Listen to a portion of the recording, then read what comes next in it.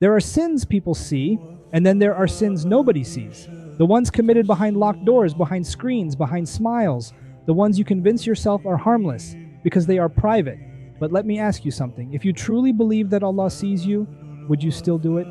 If you truly felt His presence, would you still press that button? Would you still open that message? Would you still cross that line? Tonight, we are not talking about public scandals.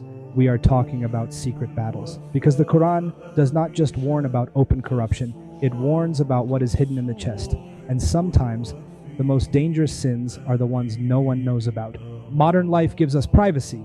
Passwords, incognito tabs, locked devices, private conversations. You feel invisible, untouchable, safe. But the Quran shatters this illusion. Allah says He knows what you conceal and what you declare, not just what you do, but what you intend. Not just your actions, but your thoughts. There is no such thing as offline with Allah. You may hide from parents, from friends, from society, but you cannot hide from the one who created your heartbeat. And the scary part, the more you believe you're unseen, the more comfortable sin becomes. Secret sin feels easier. Why? Because there are no witnesses, no embarrassment, no immediate consequence. But that is exactly why it's more dangerous. Because public sin might shock you into repentance. Secret sin slowly numbs you. You don't feel guilt like before. You justify, you minimize, you normalize. And slowly, your heart adjusts to darkness. And when the heart adjusts to darkness, light begins to feel uncomfortable. The Prophet described how sins leave black marks on the heart. One sin, one mark, another sin, another mark, until the heart becomes covered. And when the heart is covered, truth doesn't move you. Quran doesn't shake you. Reminders don't wake you. You pray, but you feel nothing. You raise your hands in dua, but you feel distant. You attend gatherings, but your heart is elsewhere. Secret sins steal spiritual sensitivity, and you don't even realize what you've lost. Shaitan doesn't attack loudly. He whispers, "It's just once. You deserve this. No one will ever know. You'll repent later." He doesn't destroy your iman in one night. He chips away at it quietly, patiently. He wants you comfortable in disobedience. Because once sin becomes normal, repentance becomes rare. And the Quran warns us not to follow his footsteps. Notice the word footsteps. Step by step. Secret sins affect more than your akhirah. They affect your dunya too. Barakah disappears. Focus weakens. Motivation drops. Confidence decreases. You feel heavy inside because deep down, you know you're not aligned with who you want to be. Sin creates internal conflict. You want closeness to Allah, but you cling to what distances you. You want peace, but you hold on to what disturbs it. And that internal war is exhausting. Allah doesn't just warn about major crimes.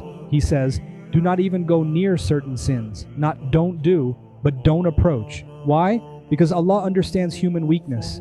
He knows proximity leads to desire. Desire leads to action. Action leads to habit. Habit leads to identity, and identity shapes destiny.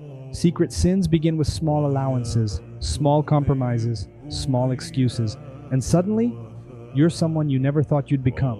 Is exposed. There will be a day when secrets are revealed. Private conversations, hidden searches, unspoken intentions, exposed. Imagine standing before Allah while the angels read your record. Not just what people praised you for, but what you did when no one praised you. The Prophet warned about people who will come with mountains of good deeds, but they will turn into dust.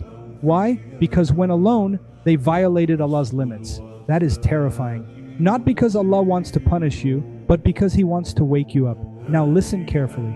This reminder is not meant to break you. It is meant to save you. Allah exposes the danger so you can protect yourself. And no matter how deep you fell, the door of Tawbah is open, right now, not tomorrow, not after Ramadan, now.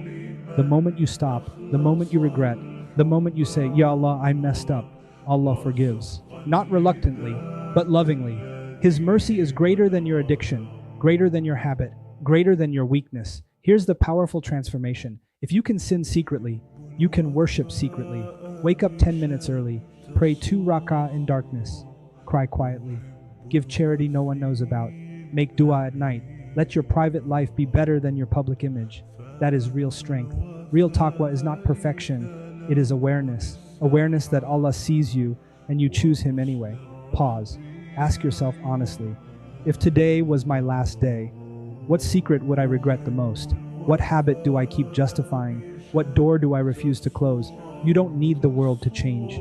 You need one sincere moment with Allah, one decision, one commitment, one sincere tear. One day, every screen will go dark, every account will close, every hidden folder will disappear, but your record with Allah will remain. Secret sins shape who you become, but secret repentance can rebuild who you are.